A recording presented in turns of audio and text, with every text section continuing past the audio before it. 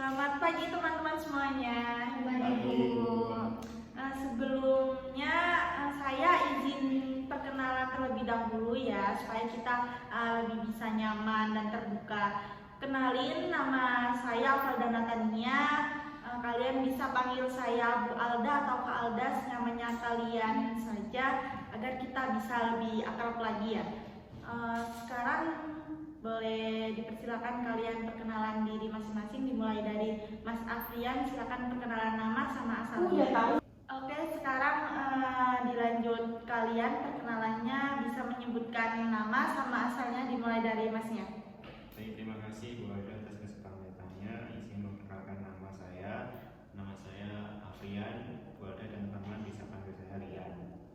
Asalnya? Asalnya dari Malang. Maaf, oke. Selanjutnya Mbak Eni. Perkenalkan, nama saya Nadia, bisa dipanggil Nadia aja. Asalnya dari Malang. Kalau saya Rizka Syabini Jililo, biasa panggil kakak. Saya dari Toraja. Jauh ya. Banget. Orangnya perkenalkan. Saya Ananda Tadjaro, saya dari Kediri. Oke, Mbak Ani dari Kediri. Apakah semua teman-teman ini sudah saling mengenal satu sama lain? Ada yang sudah, ada yang tidak. Mbak Tata kenal siapa nih di sini?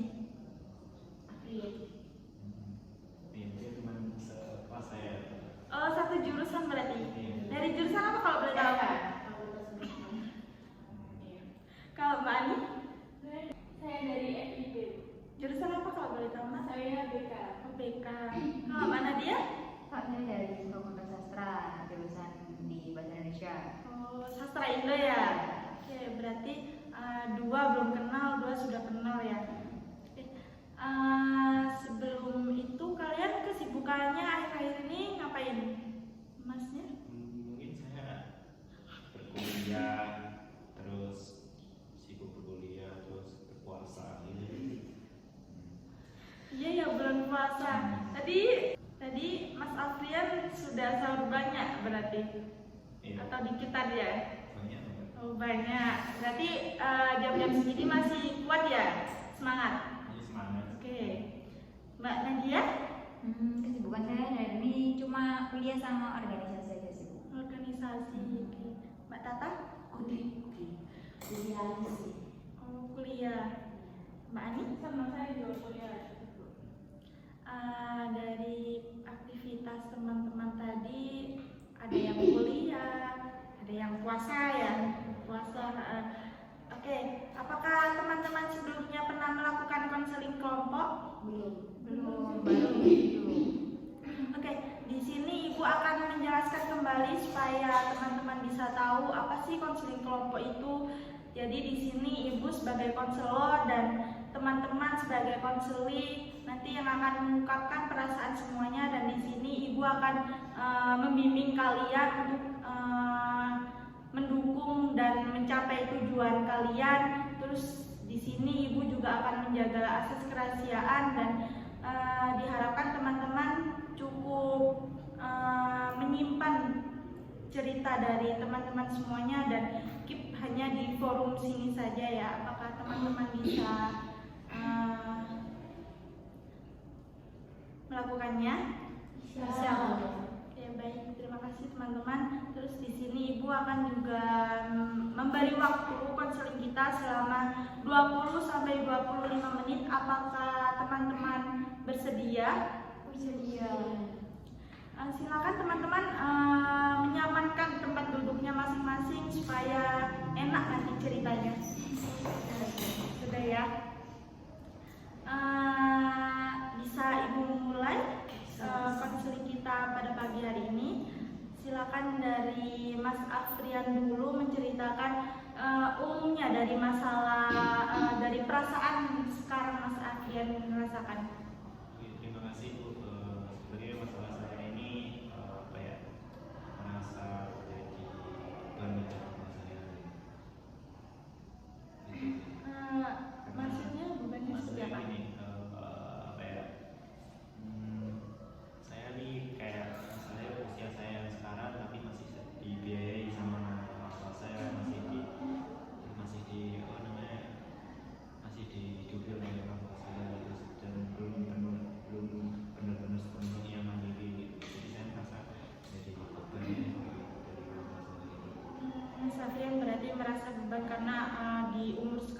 gini-gini aja dan masih dibiayain orang tuanya. Selanjutnya Mbak Nadia.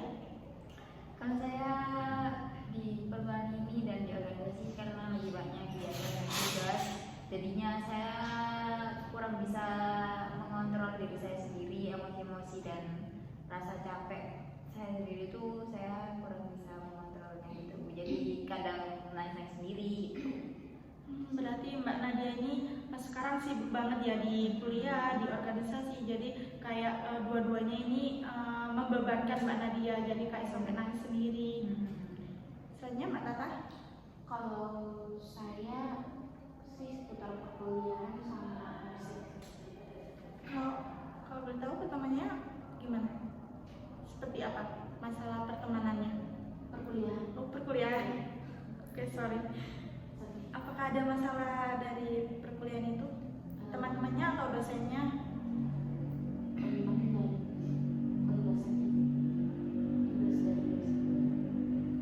Selanjutnya Mbak.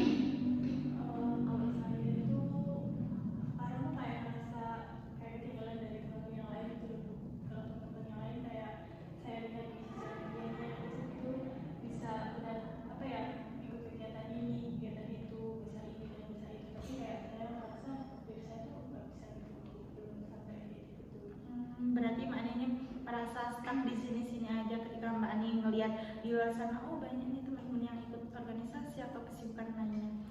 Oke, dari teman-teman semua, terus dari cerita umum yang kalian ceritakan tadi, mau masalah mana ini yang mau kita gali bersama-sama nanti? Mungkin Mbak Ani dulu karena tadi kayak lumayan apa ya, kayak apa, stuck itu nggak enak banget sih, kayak ngerasa ketinggalan dari teman-teman yang lainnya gitu. Gimana dari teman-teman yang lainnya? Kalau setuju? Saya juga setuju sih dengan soalnya tadi tadi mengatakan yaitu kayak stuck di situ-situ saja dan biasanya orang kalau meskipun stuck di situ aja pasti nguras Iya. energi gitu. Gimana Mas Safir? Setuju. Saya sangat ingin mengetahui cerita itu kembali. Baik, kita sudah sepakat ya memilih Mbak Ani untuk kita gali bersama-sama masalahnya.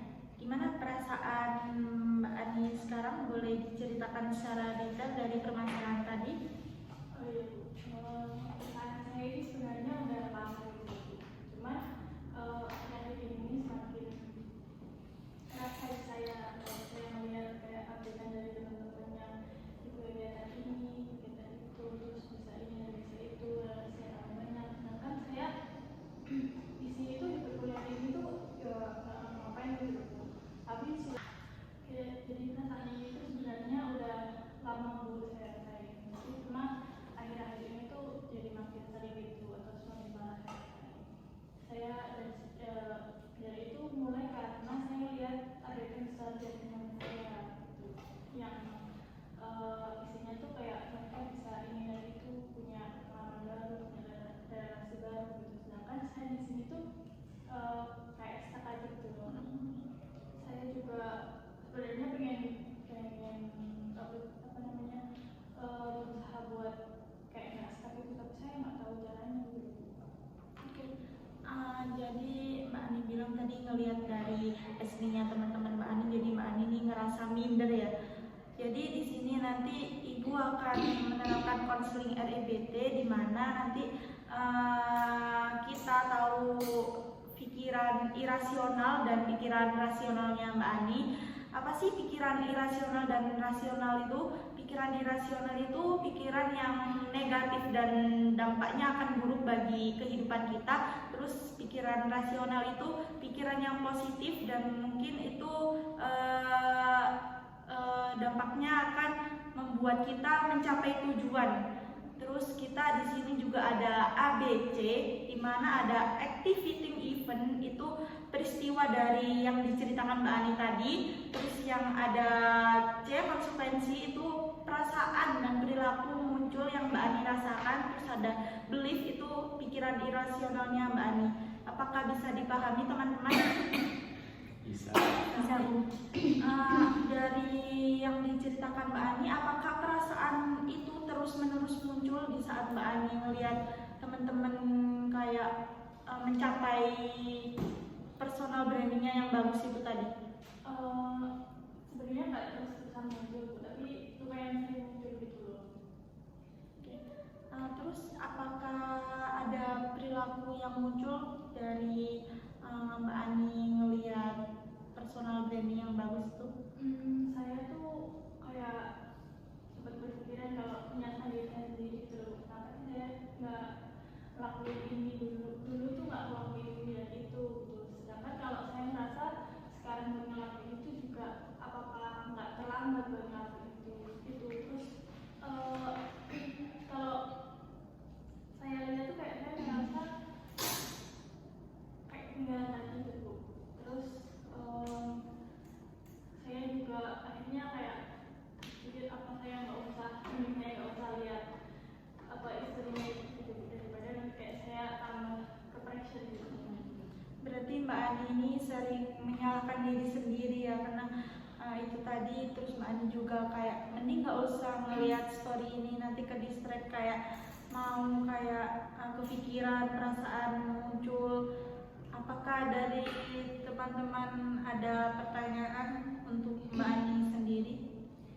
Saya kan Mbak Ani tadi mengatakan bahwa Mbak Ani merasa sudah terlambat dan apakah masih bisa melakukan hal tersebut. Sebelumnya itu Mbak Ani udah pernah mencoba nggak? Nah itu masalahnya dari saya tuh kayak saya kenapa nggak ngambil kesempatan ini dulu gitu loh. Kalau saya ambil kesempatan di sini itu saya ketinggalan tabrak gitu.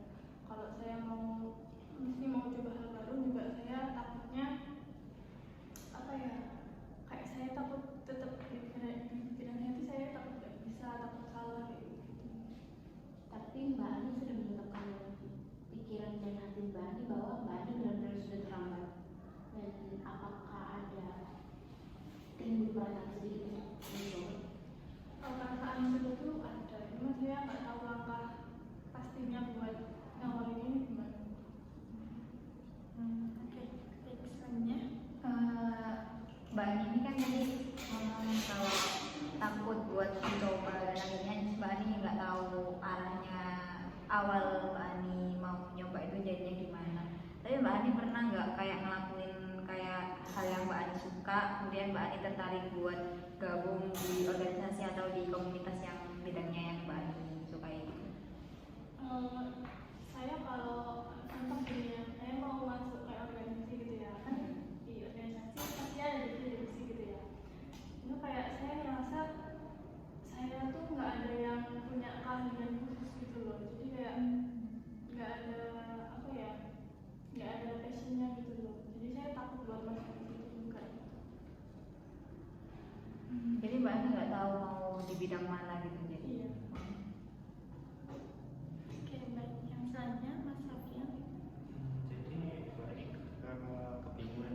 kebingungan memilih suatu bidang atau divisi itu, akhirnya Mbak Ani cuma stuck di situ. Artinya Mbak Ani nggak mau mencoba untuk ya intinya kayak udah jalan aja gitu, nggak Iya, kayak cuman stuck gitu gitu loh, kayak lebih banyak pikiran yang mendorong aku nggak buat nggak lanjut lagi gitu daripada ada yang lanjut lagi. Jadi kebanyakan pikiran Mbak Ani tuh kayak nggak usah lanjut deh gitu, nggak mau.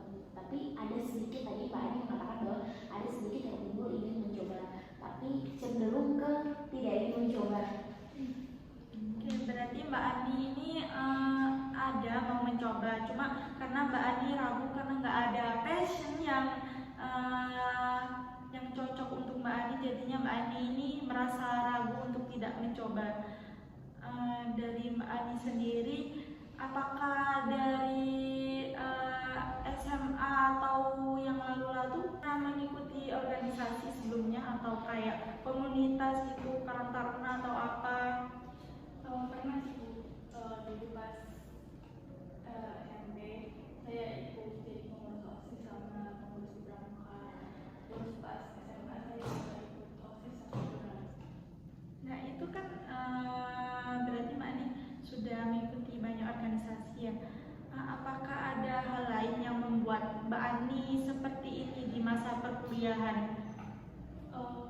saya juga melihat itu sih Bu, teman-teman pastinya mereka banyak pengalaman gitu. Jadi saya di sini lain tuh merasa ada dua sisi sebenarnya. Saya ngerasa takut buat masukkan mana saya takut gak bisa. Kedua saya pengen masuk karena saya pengen belajar dari mereka. Gitu. Tapi kayak langkah saya buat maju itu lebih susah gitu.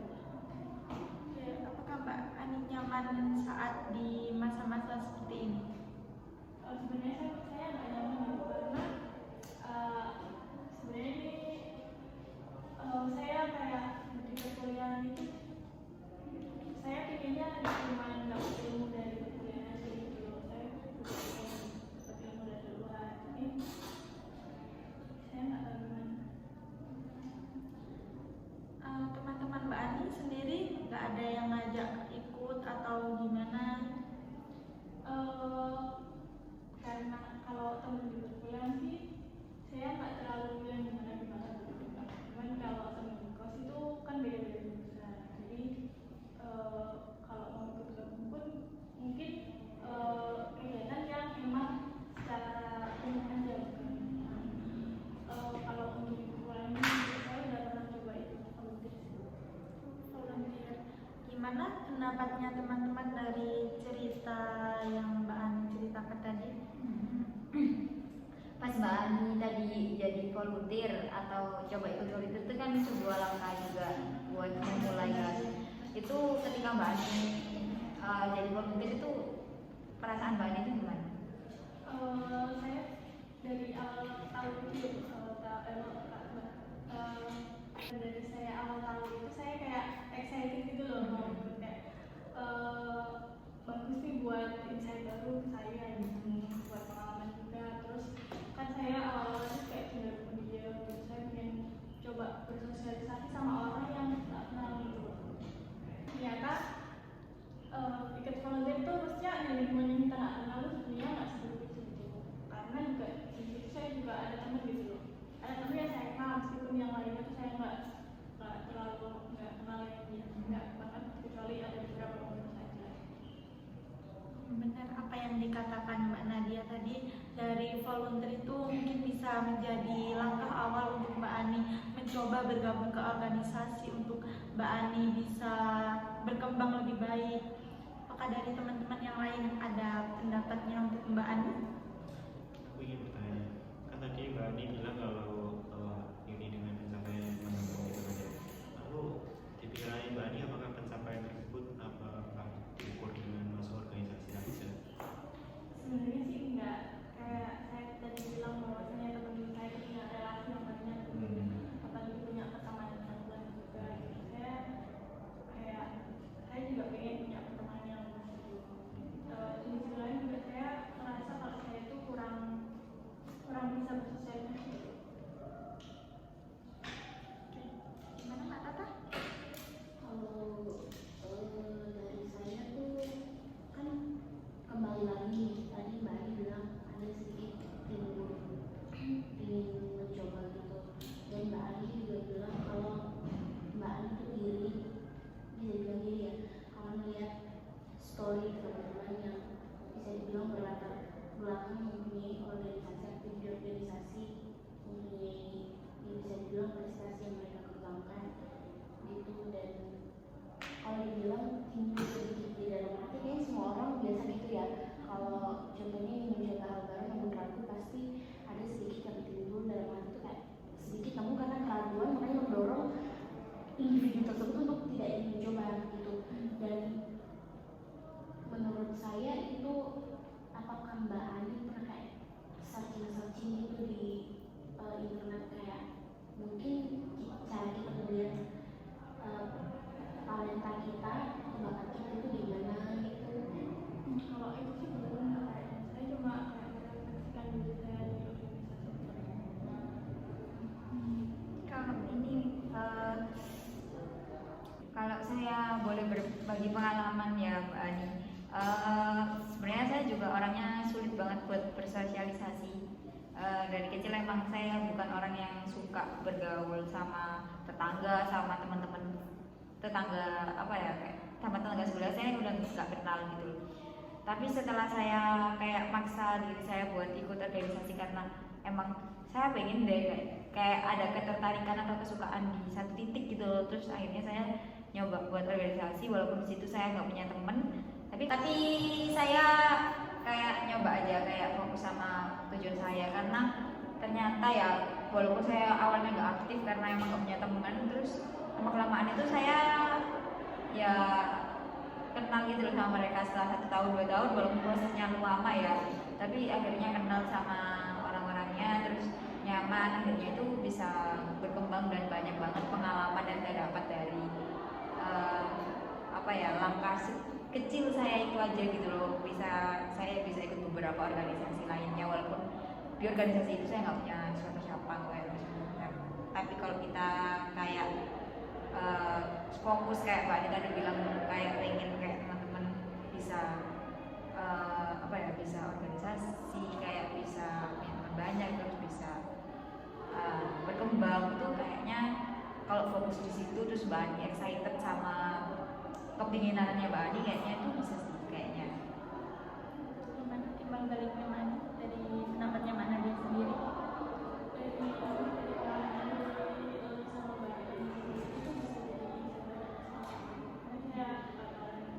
jadi cara juga buat Gimana pendapatnya dari teman-teman yang lain? Rasanya berbagi cerita juga sedikit, mungkin hampir sama. Cuma kalau saya kan juga waktu awal-awal maba itu saya pernah masuk salah satu organisasi yang memang bakat saya ada di situ. Saya bisa mengembangkan bakat saya di situ di musik itu. Cuman karena satu dan lain hal makanya saya berhenti dari organisasi tersebut. Bukan berhenti sih, cuma kan break aja gitu dan saya berencana nih masuk lagi cuma belum waktunya mungkin.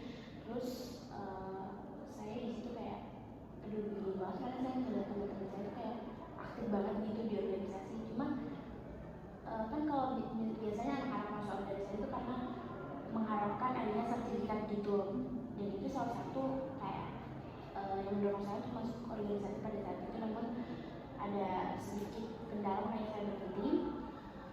Terus saya kayak saya iri gitu, ya emang iri gitu kayak mereka kok bisa ini.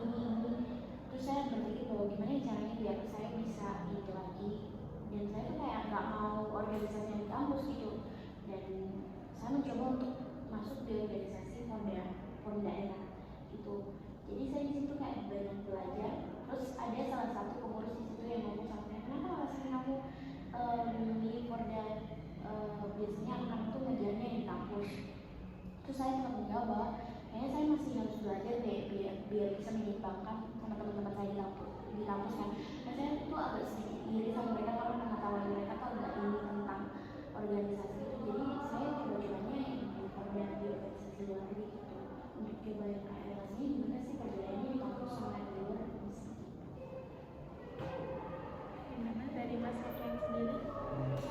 Saya mengalami apa yang paling dirasakan saat ini karena juga saya pernah mengalaminya di semester 1 dan semester 2 dan itu benar-benar stuck dan nggak tahu mau kemana dan nggak tahu kedepannya nanti bakal seperti apa gitu. Dan lalu di semester setelahnya saya mencoba untuk memberanikan diri untuk belajar di volunteer. Setelah itu di semester sekarang mencoba untuk bergabung di organisasi dan yang dikatakan Mbak Nadia tadi emang benar semua sih karena dapat insight baru gitu. Mungkin Mbak Ani bisa mencoba, dan kebetulan kayaknya di semester genap ini banyak sekali UKM yang operate pada dokumen gitu sih.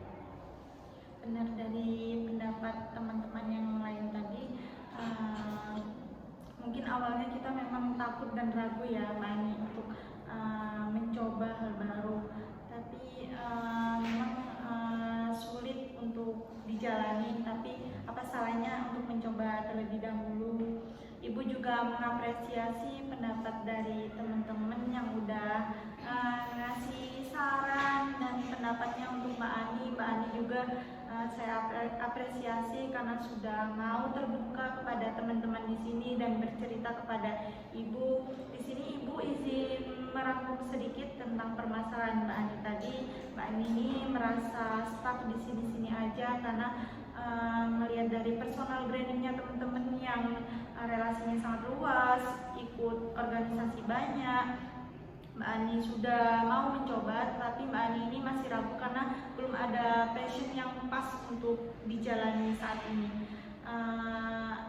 Karena batasan waktu yang sudah mepet, Ibu izin menutup konseling pada hari ini. Sebelum itu, saya mau menanyakan ke Mbak Ani dulu, bagaimana perasaan Mbak Ani setelah menceritakan semuanya saat ini? Setelah menceritakan tadi saya merasa udah lebih terus saya dapat pengalaman juga dari teman-teman yang ada mungkin itu bisa dapat saya jadikan bekal buat saya untuk proses ke depan. Baik, terima kasih Mbak Ani.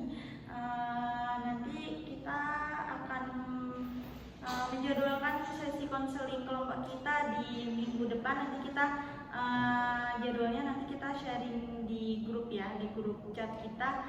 Terima kasih teman-teman sudah datang konseling pada pagi hari ini. Selamat beraktivitas kembali. Terima kasih Bu.